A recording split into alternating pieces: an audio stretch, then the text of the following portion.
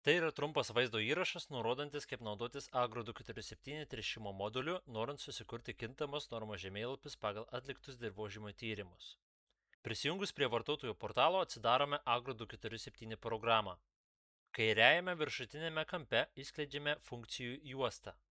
Pasirenkame sėjomainą ir įsitikiname, kad yra sudaryta sėjomaina norimuosi tręšti kintamą normą laukuose.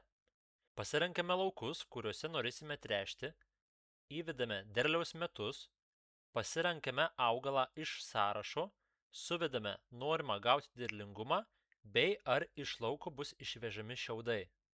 Nuo šių pasirinkimų tręšimo modulis skaičiuos maisto medžiagų poreikį ir sudarys tinkamus žemėlapius pagal visus agronominius reikalavimus.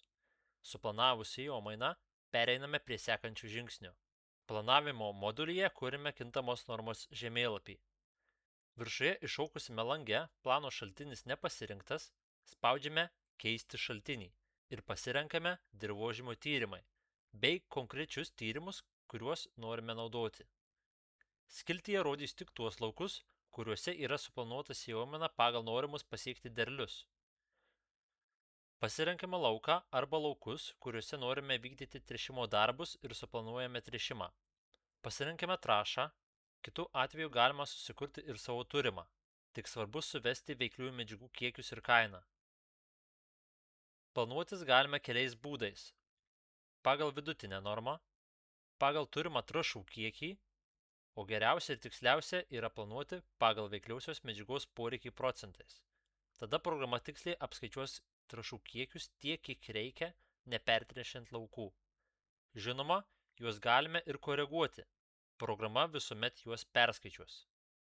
Suplanavus tręšimą galime keliauti į modulį Darbų grafikas. Apačioje atsiranda funkcijos eksportuoti SHP arba PDF failo formatais. Parsisiuntus failus SHP failo formatu, juos sukeliame į USB atmintuką, su kuriuo vėliau duomenys perkeliame į traktoriaus terminalą. Parsisiuntus PDF failo formatą galime peržiūrėti visus kintamos tręšimo normos žemėlapius su bendrais duomenimis. Kilus klausimams, būtinai kreipkitės po vaizdo įrašų nurodytais kontaktais.